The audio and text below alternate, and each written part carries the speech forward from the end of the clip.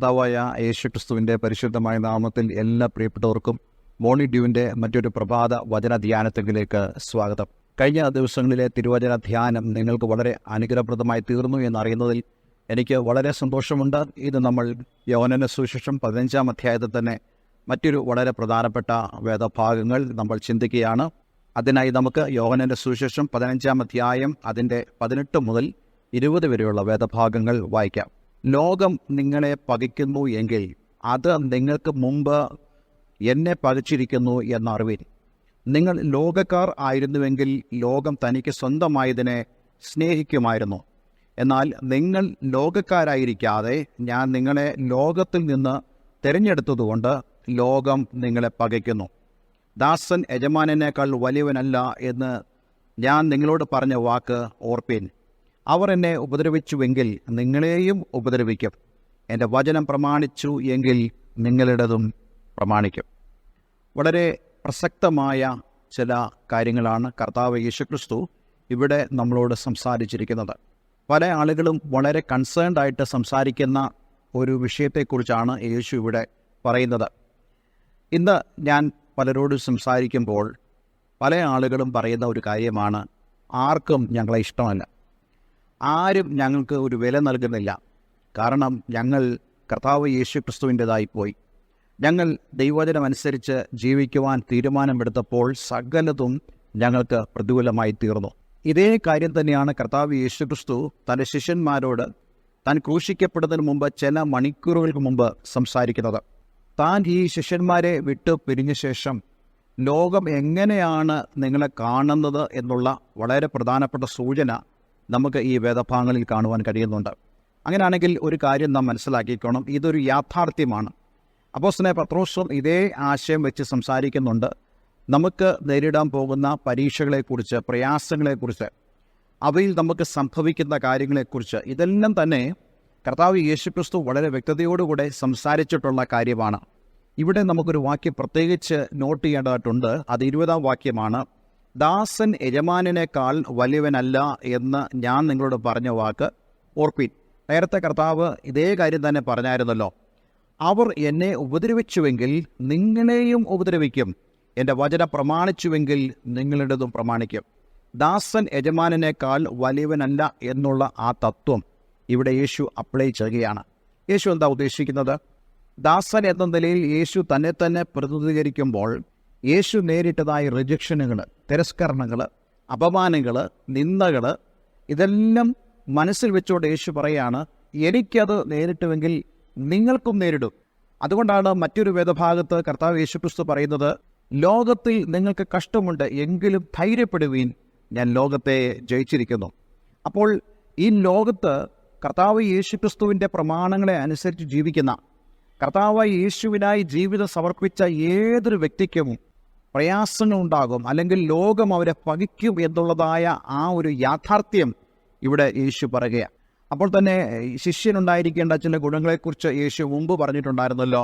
ഒരുവൻ എന്നെ അനുഗമിപ്പാൻ ഇച്ഛിച്ചാൽ തന്നെത്താൻ ത്യജിച്ച് നാൾതോറും തൻ്റെ ക്രൂശെടുത്ത് അനുഗമിക്കട്ടെ. അപ്പോൾ ഈ വിളിക്കകത്ത് നമ്മളൊരു കാര്യം മനസ്സിലാക്കണം, ലോകം നമ്മെ പകയ്ക്കും. ഇന്ന് പല ആളുകളും പ്രസംഗിക്കുമ്പോൾ ആളുകൾക്ക് വലിയ ഓഫറുകൾ നടത്തി പ്രസംഗിക്കാറുണ്ട്. നിങ്ങളുടെ ജീവിതം അങ്ങ് ഭയങ്കരമായിട്ട് വ്യത്യാസപ്പെടും, നിങ്ങൾക്ക് നന്മകൾ കിട്ടും, ഐശ്വര്യങ്ങൾ നിങ്ങളുടെ വീട്ടിൽ വന്ന് നിറയും, അനുഗ്രഹങ്ങൾ കരകവിഞ്ഞൊഴുകുന്നൊക്കെ ആൾക്കാർ പറയാറുണ്ട്. പക്ഷേ ഈ ഒരു കാര്യം കൂടെ പറയണം. കാരണം പലരും അങ്ങനെ പല പ്രതീക്ഷകളും ജീവിതത്തിൽ കടന്നു വന്നിട്ട് വിശ്വാസ ജീവിതത്തിലേക്ക് അവർ യഥാർത്ഥമായിട്ടും ഇറങ്ങി വന്നപ്പോൾ പല പ്രതികൂലങ്ങളുടെ മുമ്പിലും പിടിച്ചു നിൽപ്പാൻ കഴിയാതെ പതർ നിൽക്കുന്ന അനേക ആളുകൾ നമ്മുടെ ചുറ്റുപാടുമുണ്ട്. അവരോടെല്ലാം നമ്മൾ പറയേണ്ടത്, കർത്താവ് യേശുക്രിസ്തുവിനെ നാം അനുഗമിക്കാൻ തീരുമാനിച്ചാൽ ആ സമയം മുതൽ ഈ ലോകം നമ്മളെ പകയ്ക്കും. അപ്പോൾ ചോദിക്കാം, എന്താണ് പിന്നെ നമുക്ക് ലഭിക്കുന്നത്? എന്താണ് നമ്മുടെ സന്തോഷം? നമ്മുടെ സന്തോഷം എന്ന് പറയുന്നത് ദൈവരാജ്യത്തിൻ്റെ സന്തോഷമാണ്. അതേക്കുറിച്ച് വിശുദ്ധ ബൈബിൾ പറയുന്നു, ദൈവരാജ്യം ഭക്ഷണമല്ല, പാനീയമല്ല, നീതിയും സമാധാനവും പരിശുദ്ധാത്മാവിലുള്ള സന്തോഷമത്രേ. പരിശുദ്ധാത്മാവിലുള്ള ആനന്ദമാണ് ദൈവരാജ്യത്തിൻ്റെ സന്തോഷമെന്ന് പറയുന്നത്. അല്ലാതെ ഈ ഭൂമിയിൽ നമുക്ക് ലഭിക്കുന്ന ഏതെങ്കിലും നേട്ടങ്ങളോ ഒന്നുമല്ല നമ്മുടെ സന്തോഷമെന്ന് പറയുന്നത്. ഒരു വസ്തു വാങ്ങുന്നതോ, ഒരു കാർ വാങ്ങുന്നതോ, നല്ല നിലയിൽ നമ്മളെ മക്കളെ വിവാഹം ചെയ്ത് അയപ്പിക്കുന്നതോ, ഇതൊന്നുമല്ല ഈ ലോകത്തിലുള്ള ദൈവജനത്തിൻ്റെ സന്തോഷം എന്ന് പറയുന്നത്. ഓഫ് കോഴ്സ് നമുക്ക് തീർച്ചയായിട്ടും അങ്ങനെയുള്ള കാര്യങ്ങളിൽ സന്തോഷമുണ്ടാകാം. പക്ഷേ അതിനേക്കാൾ ഉപരിയായിട്ട് നമ്മൾ അന്വേഷിക്കുന്നതായി സന്തോഷം എന്ന് പറയുന്നത് ദൈവരാജ്യത്തിൻ്റെ സന്തോഷമാണ്. അപ്പോൾ ഈ ലോകത്തിൽ നാം പ്രത്യാശ വെച്ച് ഈ ലോകത്തിൻ്റെ അപ്രീസിയേഷന് വേണ്ടി കാത്തിരുന്നാൽ നമുക്ക് ഒരിക്കലും അത് ലഭിക്കുകയില്ല. കാരണം യേശു വളരെ വ്യക്തമായി പറയുന്നു, ലോകം നിങ്ങളെ പകയ്ക്കും. കാരണം യേശുവിനെ ലോകം പകച്ചു. ഇതിൻ്റെ ചില കാരണം എന്താണെന്ന് ഇവിടെ യേശു പറയുന്നുണ്ട്. നിങ്ങൾ ലോകക്കാരായിരുന്നുവെങ്കിൽ ലോകം തനിക്ക് സ്വന്തമായതിനെ സ്നേഹിക്കുമായിരുന്നു. പക്ഷേ യേശു നമ്മെ തിരഞ്ഞെടുത്തത് എവിടെ നിന്നാണെന്നാണ് ഈ വേദഭാഗം പറയുന്നത്. എന്നാൽ നിങ്ങൾ ലോകക്കാരായിരിക്കാതെ ഞാൻ നിങ്ങളെ ലോകത്തിൽ നിന്ന് തിരഞ്ഞെടുത്തതുകൊണ്ട് ലോകം നിങ്ങളെ പകയ്ക്കുന്നു. എവിടെ നിന്നാണ് ദൈവം നമ്മെ തിരഞ്ഞെടുത്തത്? പത്രോസ് അപ്പോസ്തലൻ പറയുന്നത് അന്ധകാരത്തിൽ നിന്നും ദൈവം നമ്മെ തിരഞ്ഞെടുത്തു. അപ്പോൾ ഈ ലോകമെന്ന് പറയുന്നത് അന്ധകാരമാണ്. അതുകൊണ്ടാണ് ഈ ലോകത്തിലുള്ളതിനെ സ്നേഹിക്കരുതെന്ന് പറയുന്നത്. ഈ ഒരു കാര്യം പറയുമ്പോൾ പലർക്കും കൺഫ്യൂഷൻ ഉണ്ടാകാറുണ്ട്. പക്ഷേ ദൈവം തിരഞ്ഞെടുത്ത് ആക്കിയതായ പൊസിഷനിൽ നമ്മൾ കടന്നു വരുമ്പോൾ എന്താണ് ലോകമെന്നും എന്താണ് ദൈവത്തിൻ്റെ ആ രാജ്യത്തിൻ്റെ മഹത്വമെന്നും നമുക്ക് തിരിച്ചറിയുവാൻ കഴിയും. എൻ്റെ അനുഭവത്തിലും പല ആളുകളുടെ അനുഭവത്തിലും അവർ എല്ലാവരും തന്നെ ലോകക്കാരായിരുന്നു, ഈ ലോകത്തിൽ തന്നെയായിരുന്നു. പക്ഷേ കർത്താവ് അവരെ തിരഞ്ഞെടുത്ത് കഴിഞ്ഞപ്പോഴാണ് അവർ ലോകത്തിൽ എങ്ങനെയായിരുന്നു എന്നും ലോകത്തിൻ്റെ അവസ്ഥ എന്തായിരുന്നെന്നും അവർ തിരിച്ചറിയുന്നത്. ഇന്ന് അത് തിരിച്ചറിയാൻ കഴിയാത്ത ലക്ഷക്കണക്കിന് കോടിക്കണക്കിന് ആളുകൾ ഈ ഭൂമുഖത്തുണ്ട്. പക്ഷേ ഒരു കാര്യം ഞാൻ നിങ്ങളോട് പറയാൻ ആഗ്രഹിക്കുന്നു. യഥാർത്ഥ സന്തോഷം നമുക്ക് ലഭിക്കുന്നത് കർത്താവ് യേശുക്രിസ്തുവിൽ വന്നു കഴിയുമ്പോഴാണ്. നമുക്ക് സ്വാതന്ത്ര്യം ലഭിക്കുന്നത് കർത്താവ് യേശുക്രിസ്തുവിലേക്ക് വന്നു കഴിയുമ്പോഴാണ്. അതുകൊണ്ടാണ് കർത്താവ് പറയുന്നത്, നിങ്ങൾ ലോകക്കാരായിരിക്കാതെ ലോകത്തിൽ നിന്നും ഞാൻ നിങ്ങളെ തിരഞ്ഞെടുത്തു. അപ്പോൾ ദൈവം നമ്മെ ഈ ലോകത്തിൽ നിന്നും തിരഞ്ഞെടുത്തത് കൊണ്ട് we are in the kingdom of God. നാം ദൈവരാജ്യത്തിലേക്ക് കടന്നു വന്നിരിക്കുക. ഓഫ് കോഴ്സ് നമുക്ക് ഈ ലോകത്തിൽ നിയമങ്ങളുണ്ട്, അതേപോലെ തന്നെ ദൈവരാജ്യത്തിൽ നിയമങ്ങളുണ്ട്. ഇതിലേത് നിയമത്തെ നാം അനുസരിക്കണമെന്ന് പലരും ചോദിക്കാറുണ്ട്. അതിനെല്ലാം മറുപടി എന്ന് പറയുന്നത് ദൈവരാജ്യത്തിൻ്റെ വ്യവസ്ഥയിലൂടെ, ദൈവരാജ്യത്തിൻ്റെ ആ പ്രിൻസിപ്പിളിലൂടെ നമ്മൾ ലോകത്തെ കാണേണ്ടത് ആവശ്യമാണ്.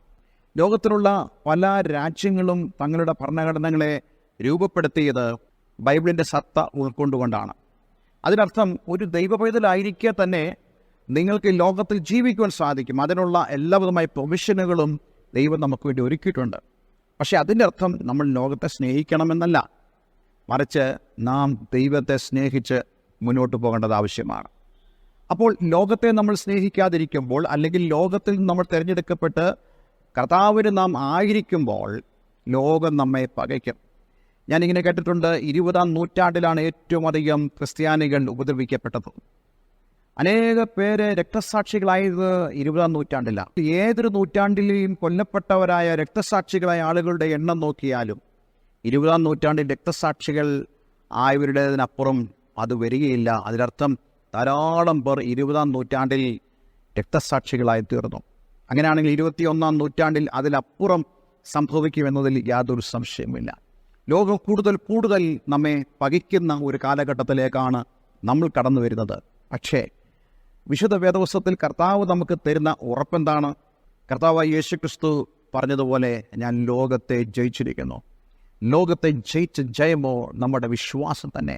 വിശ്വാസത്താൽ, ദൈവജനത്തിലുള്ള വിശ്വാസത്താൽ, കർത്താവ് യേശുക്രിസ്തുവിലുള്ള വിശ്വാസത്താൽ നമുക്ക് ഈ എല്ലാ പ്രതികൂലങ്ങളെയും അതിജീവിക്കുവാൻ സാധിക്കും. നമ്മൾ തകർന്നു പോകുമെന്നല്ല വിശുദ്ധ വേദപുസ്തകം പറയുന്നത്. നമ്മൾ ലോകത്ത് അപമാനിക്കപ്പെട്ടു പോകുമെന്നല്ല വിശുദ്ധ വേദപുസ്തകം പറയുന്നത്. താൽക്കാലികമായി നമ്മൾ അപമാനിക്കപ്പെട്ടാലും, താൽക്കാലികമായി നമ്മൾ തിരസ്കരിക്കപ്പെട്ടാലും, കർത്താവ് നമുക്ക് തന്നതായ ആ വിശ്വാസത്താൽ യേശു ജയിച്ചതുപോലെ നാമും ജയിക്കുവാൻ തക്കോണം ഇടയായിത്തീരും. അതേ, എന്നെ കേൾക്കുന്ന പ്രിയപ്പെട്ടവരെ, നിങ്ങളും ജയിക്കും. കാരണം യേശു ലോകത്തെ ജയിച്ചതുകൊണ്ട്. ഒരു വാക്ക് നമുക്ക് പ്രാർത്ഥിക്കാം. സ്വർഗീയ പിതാവേ, എന്ന് ഞങ്ങളെ കേൾപ്പിച്ച ഈ വചനത്തിനായി സ്തോത്രം. ഈ വചനത്താലുള്ള അനുഗ്രഹങ്ങൾ എന്നെ കേൾക്കുന്ന പ്രിയമുള്ളവർ അനുഭവിക്കുമാറാകട്ടെ. കർത്താവേ, ലോകത്തിൽ ഞങ്ങൾക്ക് കഷ്ടമുണ്ട്, ലോകം ഞങ്ങളെ പകയ്ക്കുമെന്നുള്ളതായ സന്ദേശം ഇന്ന് ഞങ്ങളെ കേൾപ്പിച്ചതിനായി നന്ദി പറയുന്നു. ഈ വചനം കേട്ട ഏവരെ ഞാൻ യേശുവിൻ്റെ നാമത്തിൽ അനുഗ്രഹിക്കുന്നു.